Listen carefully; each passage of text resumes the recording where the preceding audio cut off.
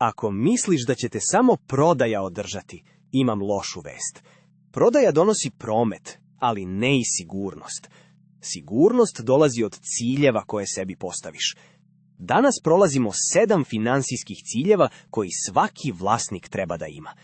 5. i 6. su oni koje ljudi najčešće preskoče i baš zbog toga firme padnu za par godina. Prvi cilj. Gledaj obrtni kapital svaka 3 meseca, ne jednom godišnje. Obrtni kapital je gorivo za svakodnevni rad. Razlika između onoga što ti brzo uđe i onoga što brzo moraš da platiš. Nestašica keša ne dođe preko noći. Ona se šunja.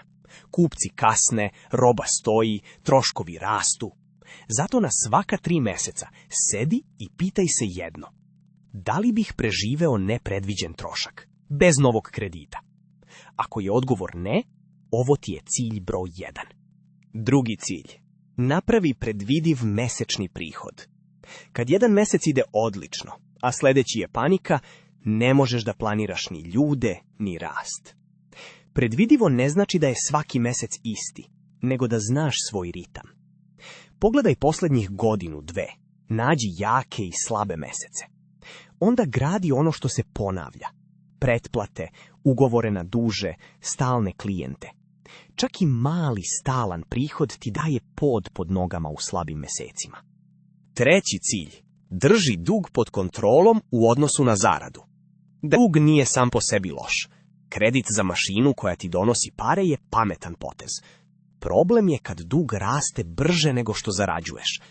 Zato, pre svakog novog duga pitaj se, hoće li mi ovo doneti prihod ili samo krpi rupu? Dug za nešto što stvara pare je alat. Dug koji krpi rupu se obično ponavlja, jer pravi problem nisi rešio. Četvrti cilj. Ne zavisi od jednog dobavljača.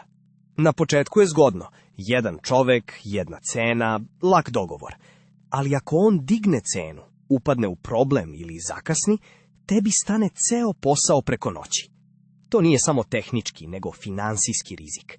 Nađi bar 1, 2 rezervna dobavljača. Ne da menjaš stalno, nego da imaš plan.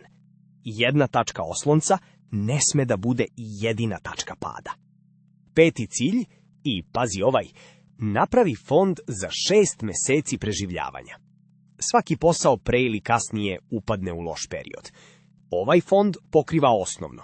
Kiriju, plate, režije, za 6 meseci bez jedne nove prodaje. Ne diraš ga za sitnice, samo za pravu nuždu.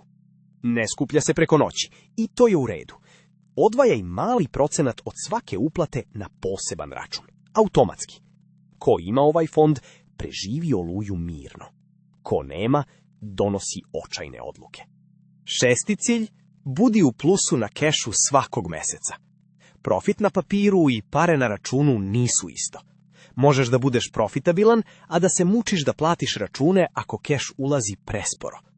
Plus na kešu znači da svakog meseca više uđe nego što izađe, ne samo u najboljim mesecima.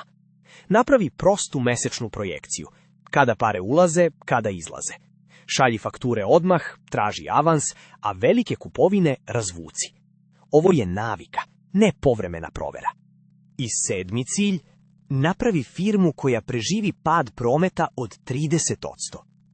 Neprijatno je da se misli o tome i baš zato ljudi preskoče. A pad od 30% nije crni scenario, nego realnost. Promeni se tržište, dođe konkurencija, padne sezona.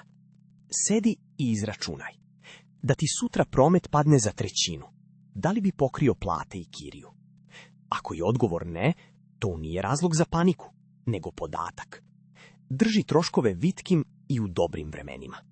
Da spojimo sve. Prati obrtni kapital, napravi predvidiv prihod, drži dug pod kontrolom, ne zavisi od jednog dobavljača, sagradi fond za 6 meseci, budi u plusu na kešu i spremi se za pad od 30%.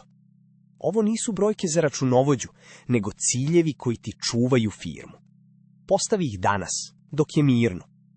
Ako ti je ovo pomoglo, prijavi se na Cash ili Biznis i vidimo se u sljedećoj lekciji.